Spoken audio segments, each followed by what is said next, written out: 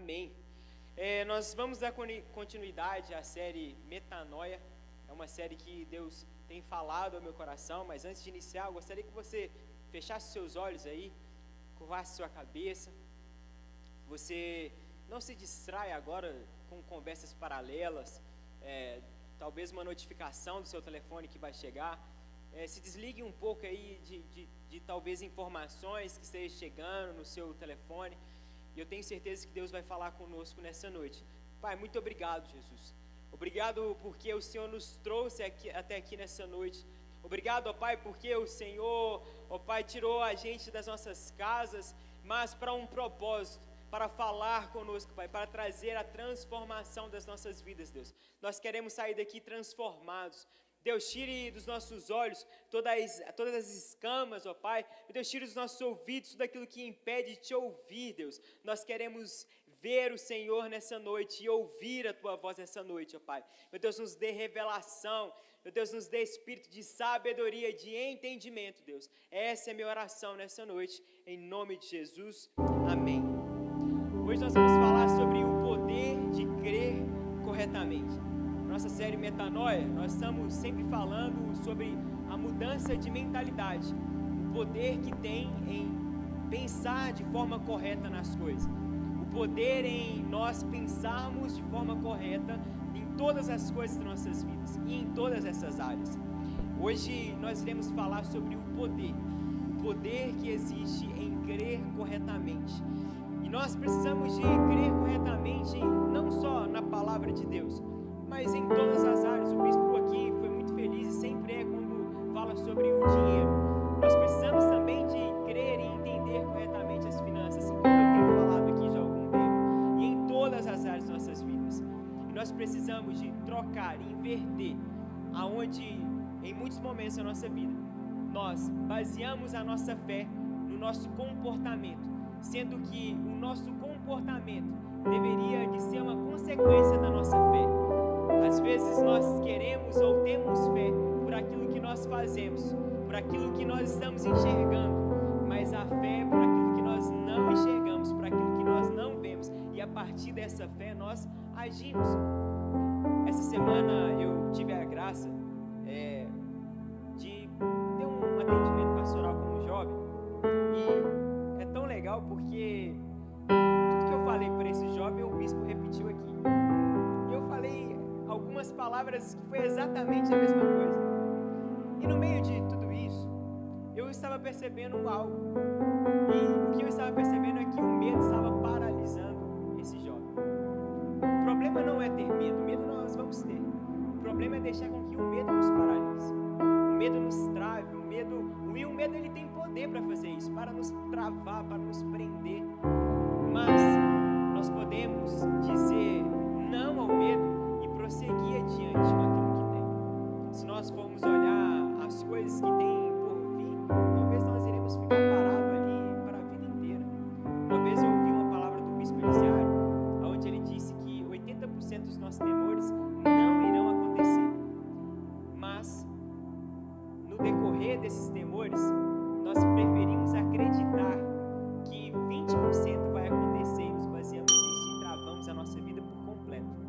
Sendo que esse medo, o medo que paralisava esse jovem em específico, era medo de coisas que nem tinham acontecido e que existiam várias variáveis que poderiam de acontecer. Talvez o salário diminuir no trabalho, algumas coisas acontecerem. O medo, ele tem poder de nos paralisar.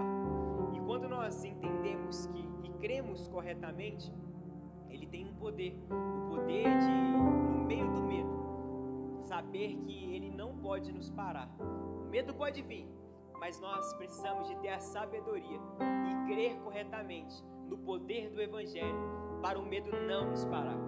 Mas entrando na mensagem, eu gostaria de ler com vocês em Romanos capítulo 1, versículo 16 e 17. Romanos capítulo 1,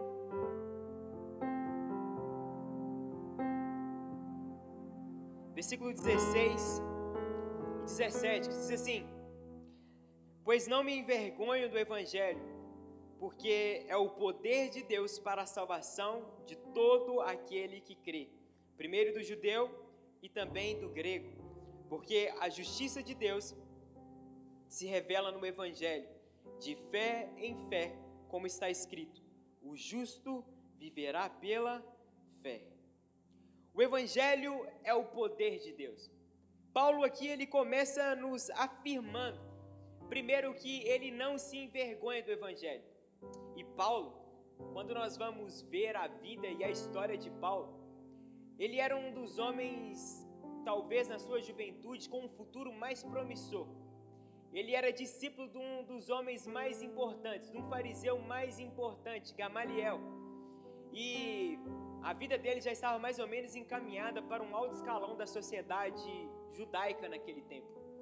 Mas, mesmo tendo tudo isso acontecendo, ele simplesmente, depois que encontrou a Cristo, diz que ele não se envergonha do Evangelho. Mas antes, ele ia atrás dos evangélicos naquele tempo, que aceitaram a Cristo, que viveu a Cristo, e perseguiam eles. Mas agora, diferente dessa realidade da sociedade, ele diz que ele não se envergonha do Evangelho. E nós podemos tirar um primeiro aprendizado daqui, porque além de não se envergonhar do Evangelho, nós também precisamos deixar para trás toda a nossa vida. E em vez de se orgulhar dela, talvez ter desprezo por aquilo que nós vivemos de forma errada.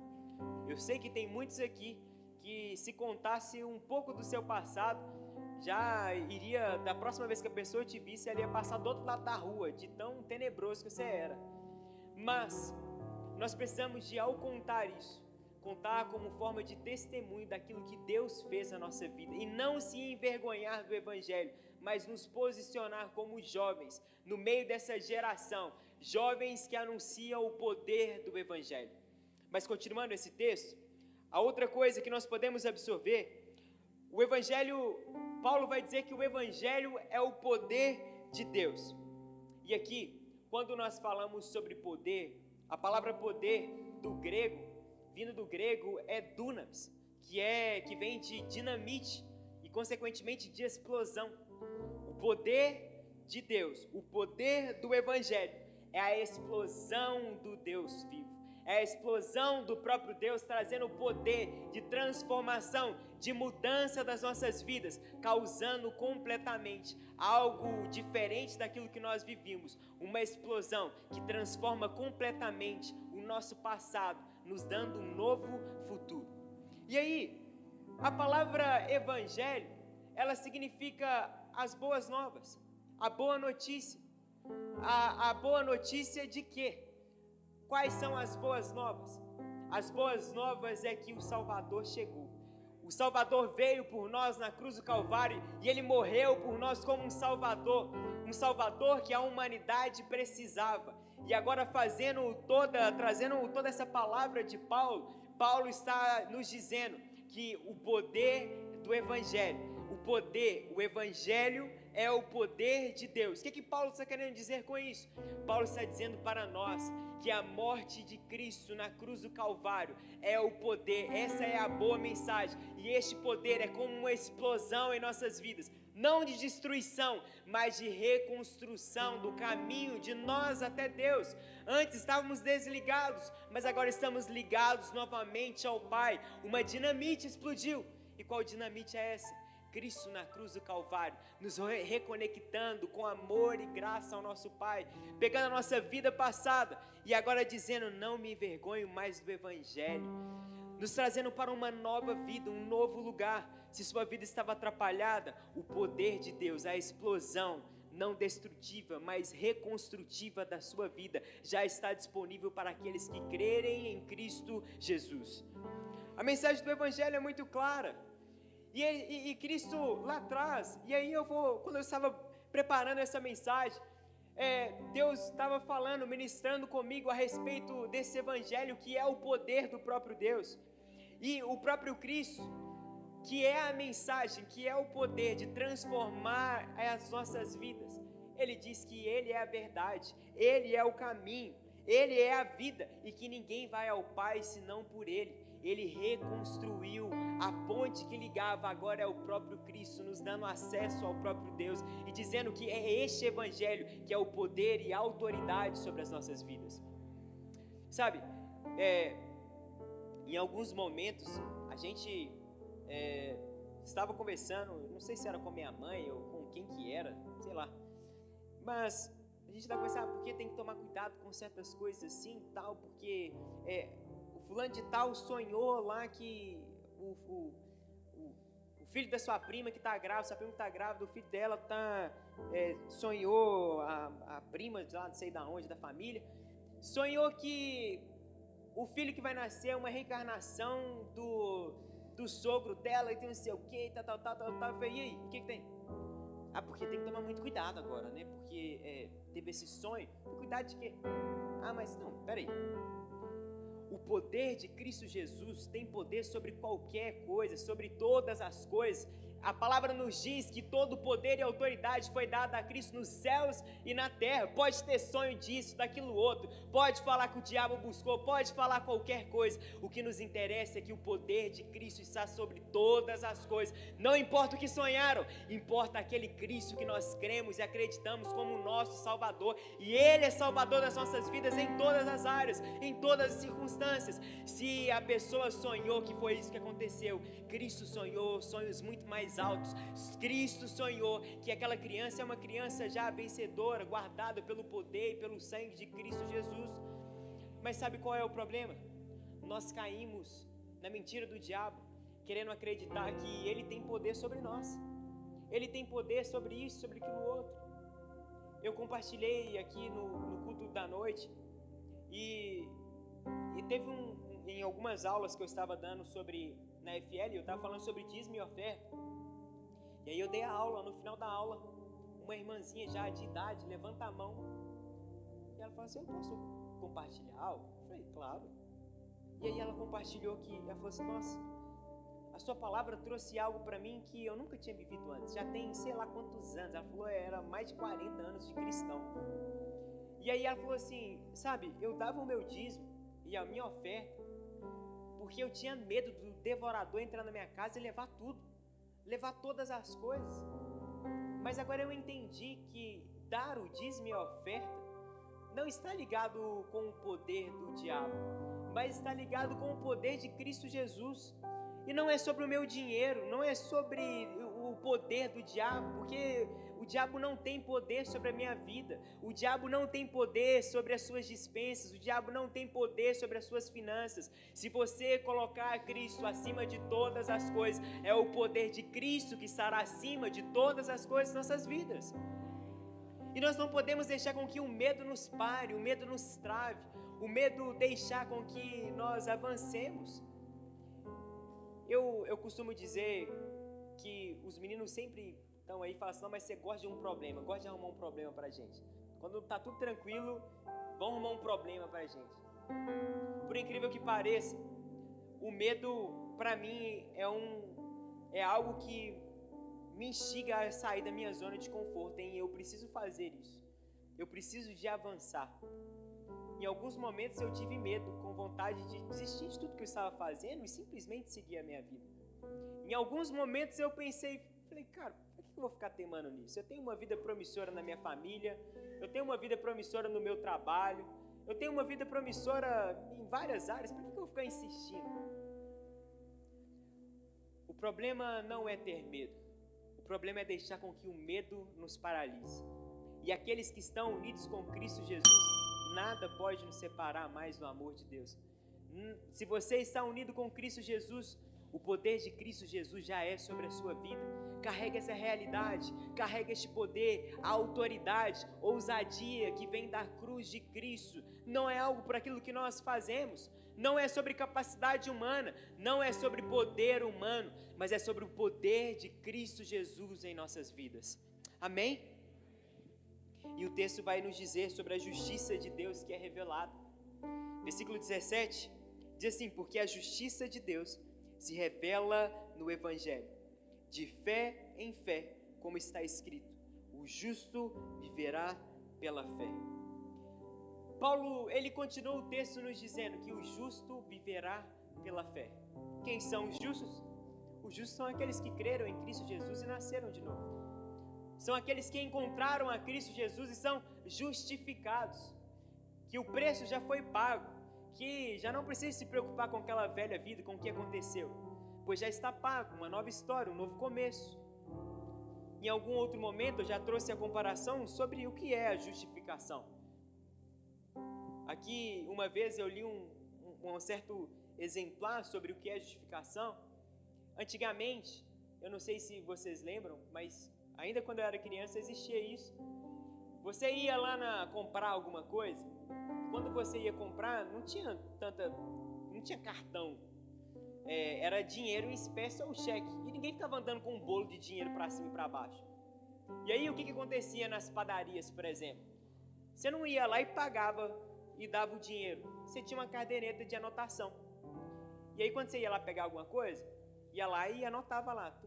Por quê? Porque sabia que as pessoas recebiam, e quando recebia passava lá para poder acertar a sua notinha e fechar o mês daquilo que foi pegado lá na padaria. Quem lembra disso? E alguém tinha que pagar essa conta. Alguém tinha que chegar lá e entregar o dinheiro para poder pagar aquilo. A justificação é como... E aí, antes de entrar na justificação, quando você chegava, acertava, a moça riscava a folha, assim, né, um ok bem grandão, e virava uma nova página, colocava seu nome, no meu caso o nome dos meus pais, a data, e iniciava um novo mês, uma folha em branco. A justificação de Deus é exatamente isso. É a gente olhando para essa folha, cheio de coisas que nós pegamos, cheios de falhas, de erros, de coisas a qual nós deveríamos de pagar. E aí, quando em vez de nós passarmos e pagar com o nosso salário, porque o salário do pecado é a morte, então nós teríamos que entregar a nossa própria vida para pagar este preço.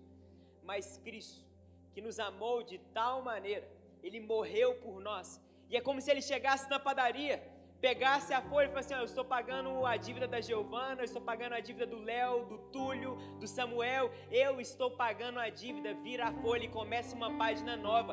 Esse é o Senhor que nos justificou, Ele já pagou o nosso preço. E nós precisamos de ter a consciência que a justiça de Deus é revelada para nós. Mas como a justiça é revelada? Gálatas capítulo 2, versículo 20, diz assim: logo, já não sou eu quem vive, mas Cristo vive em mim. E esse viver que agora tenho na carne, vivo pela fé no Filho de Deus que me amou e se entregou por mim. Essa é a justiça de Deus sobre as nossas vidas. Essa é a justiça de Deus sobre nós. E aquele que é justo precisa de andar de forma igual. Precisa de entender e deixar aquilo que ficou para trás. Precisamos de aprender a deixar as coisas do passado no passado. Precisamos de aprender a deixar aquilo que nós fazíamos no passado, mudar a mentalidade. Qual é a mentalidade? Muitos de nós continuamos ainda a pecar, porque acreditamos que ainda nós temos que pagar. Eu não sei se você conhece alguém endividado, mas geralmente quando está endividado, a pessoa ela pensa o seguinte: já que eu estou endividado mesmo, R$10 a mais não vai fazer diferença na minha continha no final do mês. Já que eu estou endividado, R$25 não vai fazer diferença, já foi. E este é o poder de crer de forma errada, pensando que é só mais uma coisa, já está tudo errado mesmo. A minha vida já está toda fracassada, já está tudo atrapalhado. Mas o poder de crer corretamente é agora deixar com que Cristo viva em nós. É com que Ele agora viva por nós. Viver pela fé no Filho de Deus, quem nos amou e se entregou por nós. Quem crê de forma correta entende que o Filho habita dentro de nós. E agora quando Ele habita dentro de nós, nós já não vivemos de forma qualquer, mas vivemos de forma justa. Uma página limpa, uma página sem pecados, sem manchas. E mesmo assim, se algum dia por acidente você errar ou você falhar, Cristo Jesus, Ele vem, limpa a sua página e começa de novo. Essa é a mensagem do Evangelho. Essa é a mensagem da cruz. Cristo morrendo e ressuscitando por nós. Devemos deixar para trás. E Paulo vai nos advertir em Efésios capítulo 4, versículo 22 ao 24. Olha o que Paulo vai dizer. Quanto à maneira antiga de viver, vocês foram instruídos a deixar de lado a velha natureza, que se corrompe segundo desejos enganosos, a se deixar renovar no espírito do entendimento de vocês. Paulo está falando sobre mudança de mentalidade, se deixar renovar no entendimento do espírito de vocês. Mude a mentalidade de que as coisas velhas já se passaram e Cristo se fez nova todas as coisas em nossas vidas. E a se revestir da nova natureza, criada segundo Deus, em justiça e retidão, procedentes da verdade. Aqueles que nasceram de novo, aqueles que encontraram a Cristo como o único e suficiente Salvador, é necessário deixar para trás a sua vida. É necessário deixar para trás aquilo que você fazia. É necessário deixar para trás os velhos costumes, a velha natureza. É necessário deixar para trás. Esses dias eu ouvi de uma pessoa próxima. A gente estava andando no shopping e aí essa pessoa virou e para entrar nas lojas aí as mulherzadas gostam de loja, né? Gostam de passear, de gastar tempo. E aí essa pessoa virou pro marido e falou assim, porque também nunca entra comigo, já fica aí achando ruim. Aí o marido virou e falou assim, tenho tantos anos, nunca entrei e não é hoje que eu vou entrar. Essa é uma exemplificação do que acontece na nossa vida. Quantas coisas nós carregamos para nós mesmos e falamos assim, tantos anos que eu vivo com isso, não é agora que eu vou largar. Talvez você vira para você mesmo e fala assim, mas tantos anos o meu avô carregou, o meu pai carregou, eu carrego, e não é agora que eu vou largar. Quantas coisas nós carregamos e falamos assim, já passou tanta coisa, não, eu preciso deixar isso para trás. Mas Cristo nos chama a deixar a maneira antiga de viver para trás e viver segundo a nova natureza de Deus, que é perfeita. É necessário deixar a maneira antiga de viver para trás. Aqueles que vivem em Cristo Jesus, é necessário deixar a antiga maneira para trás. Aquilo que você fazia, agora não faz mais. Aquilo que você tinha o costume de fazer, agora já não faz mais. Não por vontade própria ou por esforço humano, mas nós não conseguimos largar as coisas porque nós queremos de forma errada. Queremos da mesma maneira, já tem tantos anos, não vai ser agora que vai mudar. Já foi tantos anos, para que eu vou mudar? Eu já fiz isso durante tanto tempo, os meus pais, os meus avós fizeram isso durante tanto tempo, para que eu vou preocupar em mudar? Pensamento de forma errada.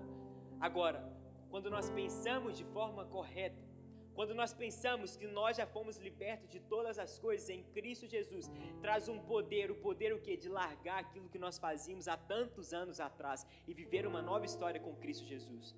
É necessário deixar a maneira antiga de viver. O poder de crer corretamente é a transformação de Cristo Jesus em nós. O Evangelho é o poder para a salvação, para a libertação, para a transformação em nossas vidas de forma completa. Em todas as áreas, em todos os momentos, em todas as situações. Cristo Jesus, o poder do Evangelho é muito além do que para a salvação. Nós achamos que a função nossa de estar na igreja é para ser salvo. É para fugir do inferno. Tem muitas pessoas que vêm à igreja ou se relacionam com a igreja, não é nem por amor ou por querer isso, por se agradar, por se alegrar, mas é por medo de ir para o inferno. Quando eu era menor eu tinha medo de ir para o inferno. Quem aí já acordou, aí acordava assim, cadê a mãe, cadê o pai? Não tem ninguém. Aí bate aquele desespero. Já fiquei com medo assim, para cara, e já era. Fiquei para trás. Mas depois que a gente muda a mentalidade, esses dias eu estava tomando banho lá em casa, e aí eu já compartilhei diversas vezes com vocês a alegria que eu tenho em pensar na volta de Cristo. Mas eu estava tomando banho lá em casa, e aí a Isela ligou a televisão e fez um barulho de uma trombeta. Eu juro por Deus, naquele momento eu fiquei tão feliz, falei assim, agora, graças a Deus. Mas aí depois Era só um barulho ali fora. Mas eu fiquei tão frustrado porque eu descobri que não era Cristo voltando. Mas quando nós temos o pensamento de forma correta em Cristo Jesus, nós já não tememos mais por não ouvir as trombetas, mas a nossa alegria é em ouvir as trombetas, porque Cristo está voltando para nos buscar. É uma mudança de mentalidade, é uma mudança de perspectiva, é uma mudança de olhar. Quando nós olhamos diferente para as coisas, agora nós não teremos mais medo da volta de Cristo, mas nós enchemos o nosso coração de esperança e ansiamos que Ele volte para buscar a sua igreja. Nós precisamos de mudar a perspectiva, precisamos de mudar a nossa mentalidade. Aquilo que nos trazia medo, agora é motivo para nós avançarmos e vencer este medo. Aquilo que nos paralisava, agora é motivo de fazer com que é um desafio, mas eu vou vencer, pois em Cristo eu sou mais que vencedor. É declarar as verdades da palavra de Deus. A palavra de Deus carrega várias promessas, várias verdades, e nós precisamos aprender a declarar essas mensagens, essas palavras no nosso dia a dia. Vai dar errado? Não vai dar errado não, porque eu sei que em Cristo eu sou mais que vencedor, meu irmão. Aquela pessoa talvez que é desmotivadora no trabalho, vai dar errado, não sei o que, não vai dar errado não, vai dar certo, porque o Cristo que eu creio, Ele tem todo poder e autoridade, e em nome de Jesus Cristo já deu certo, não tem opção para dar errado, vai dar certo. Mas isso, aquilo, outro, não me interessa o que vai acontecer, me interessa que Cristo Jesus está comigo, e se tudo der errado, já deu certo, porque Cristo Jesus está comigo. Nós precisamos de mudar a nossa mentalidade, virar a chave para uma perspectiva. Qual é a perspectiva? Cristo é suficiente. Cristo era tudo aquilo que nós precisávamos na cruz do Calvário. Cristo não veio só para nos salvar, mas Ele veio para nos dar vida e vida em abundância em todas as áreas. A salvação é a consequência da fé que nós temos nele. Agora o restante é o que nós podemos desfrutar ainda hoje, ainda nos nossos dias, através do poder de Cristo Jesus nos nossos dias atuais. Por isso a necessidade de crer corretamente. Se nós cremos de forma errada, nós vamos agir de forma errada. Nós agimos mediante aquilo que nós acreditamos. Se você crê que tudo dá errado, tudo vai dar errado. Agora, se você crê que tudo dá certo, pode ser que ainda continue dando errado, mas a perspectiva muda. Sabe por que muda? Porque você fala assim, não deu errado, mas eu creio que Deus fez o melhor para mim, e o que deu errado agora deu certo então, porque eu creio que é Ele que está fazendo as coisas na minha vida.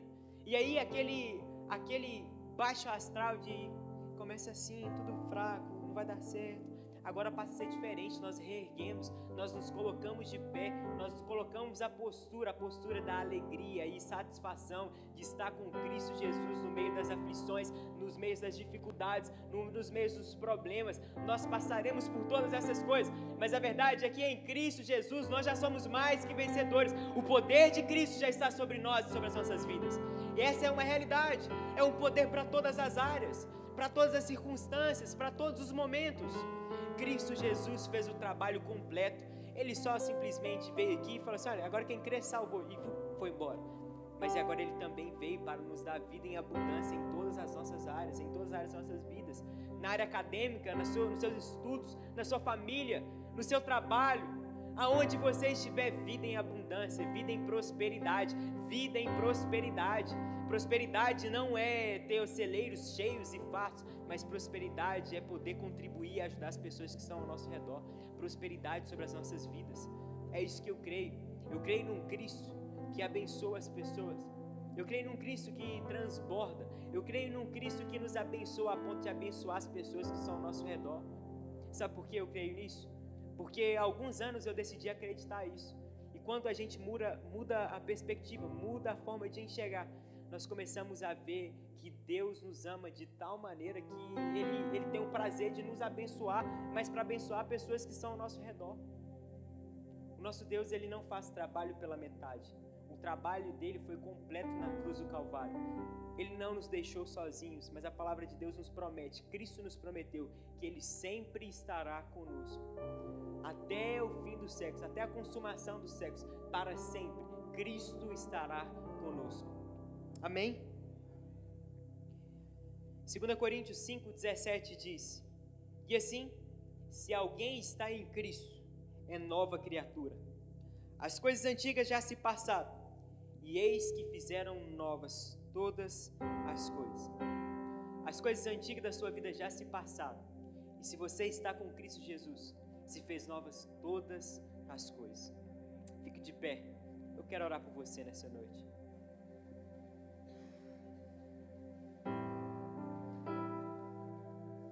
A nossa vida deve ser um reflexo da nossa fé. A nossa vida deve refletir aquilo que nós cremos. Não nós cremos naquilo que nós fazemos. Nós precisamos de mudar isso. Nós precisamos de...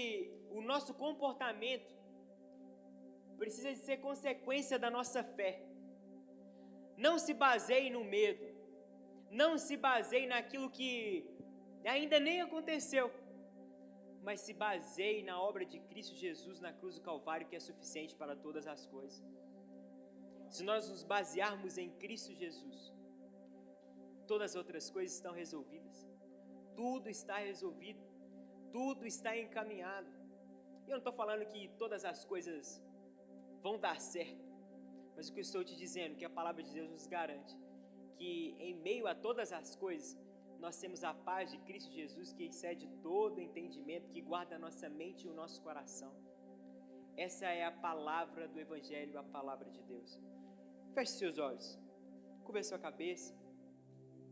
Quero que você comece a entregar ao Senhor, talvez, coisas que estavam na sua vida aí, coisas que precisa de ficar para trás, coisas que é necessário deixar para trás e que talvez você carregue até hoje. É necessário deixar para trás a sua velha vida, a velha natureza. É necessário deixar para trás. Que possamos nos dedicar a conhecer profundamente a verdade, que é o próprio Cristo. Conhecer verdadeiramente a Cristo. As Escrituras nos afirmam que a fé vem pelo ouvir, e ouvir a palavra de Cristo. Que nós possamos ouvir a mensagem de Cristo, nos encher de fé. Como nós enchemos de fé? Nos enchendo da palavra de Cristo Jesus, revelada a nós. Feche seus olhos. Os meninos vão cantar uma canção. Se entregue ao Senhor nessa noite. Aquilo que você tinha medo, jogue para fora. Aquilo que te paralisava, jogue para fora.